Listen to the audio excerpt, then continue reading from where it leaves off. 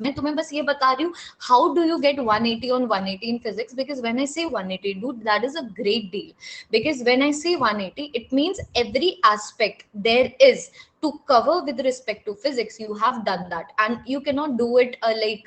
कि पहले एक कर लेते हैं फिर दूसरा कर लेते हैं, तुम्हें थोड़े सारे के सारे एस्पेक्ट्स को एक साथ लेके चलना पड़ेगा। जैसे कि अभी जो मैं तुम लोगों को अप्रोच बता रही हूँ उसमें तुम्हारे नोट्स कवर हो रहे हैं, which is number one aspect, that all the details which are important with respect to a chapter must be at some one place which can be used for your revision. कभी भी जब तुम्हारा detailed revision करना हो या फिर तुम्हारा test में कोई क्वेश्चन गलत हो गया है, उस question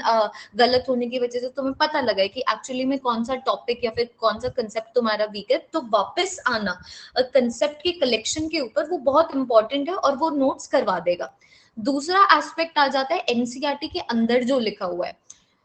NCERT physics is so important. एक ऐसा फिजिक्स का अच्छा टीचर नहीं होगा जो ये एम्फसाइज करके ना बताए इतनी इंपॉर्टेंट है फिजिक्स की NCERT, because the framework is really nice. In physics very less has to do with the memorizing part, like तुम्हें लगता भी होगा but there are so many formulas and we need to memorize them। जो मेरे student है अगर मुझे follow कर चुके हो तो तुम्हें तो एटलीस्ट अभी तक रियलाइज हो जाना चाहिए कि एक्चुअली में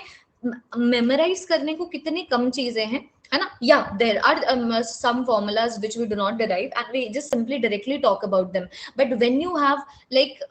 इनफ प्रैक्टिस, है ना, तो कुछ चीजें तुम्हें ऑलरेडी खुद से याद हो जाती है। जैसे कि कुछ बच्चों ने ट्राई नहीं किया होगा R tan theta is equal to 4 times maximum height, ये वाले फॉर्मूला को याद करने का, लेकिन अभी इतनी बार प्रैक्टिस कर चुके हो that is coming as a bonus of the practice कि तुम्हें खुद ब खुद याद हो रहा है। तो उन सारी चीजों के बारे में भी बात करेंगे, लेकिन बहुत ही लॉजिकल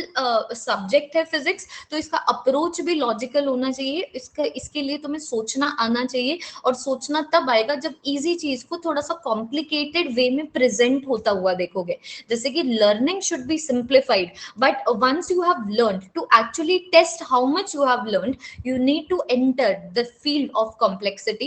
जिसकी वजह से मैं काफी बार अपने स्टूडेंट्स को भी बोलती हूँ कि हम ऐसा करेंगे, बहुत भयंकर लेवल के क्वेश्चन सॉल्व करेंगे, क्योंकि जब हम भयंकर लेवल के क्वेश्चन सॉल्व कर लेते हैं तो चिंगी पिंगी क्वेश्चन तो हमें ऑब्वियस सी बात है इजी लगेंगे, लेकिन अगर चिंगी पिंगी क्वेश्चन नहीं करते हैं तो ऑब्वियस सी बात है फिर भयंकर क्वेश्चन एक्स्ट्रा भयंकर क्वेश्चन लगेंगे। तो आपको हमेशा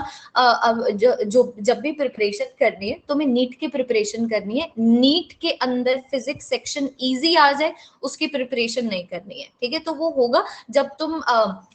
जो तुम्हारे नोट्स में बहुत इजीली चीजें लिखी हुई है उसको बहुत अच्छे से आईसीएससी लेवल वाली फीलिंग गेन करते हुए जब उन्हीं चीजों को तुम लोग फिजिक्स एनसीईआरटी में लिखा हुआ देखोगे। डू यू अंडरस्टैंड में? एक बार जरा सा देख लीजिए।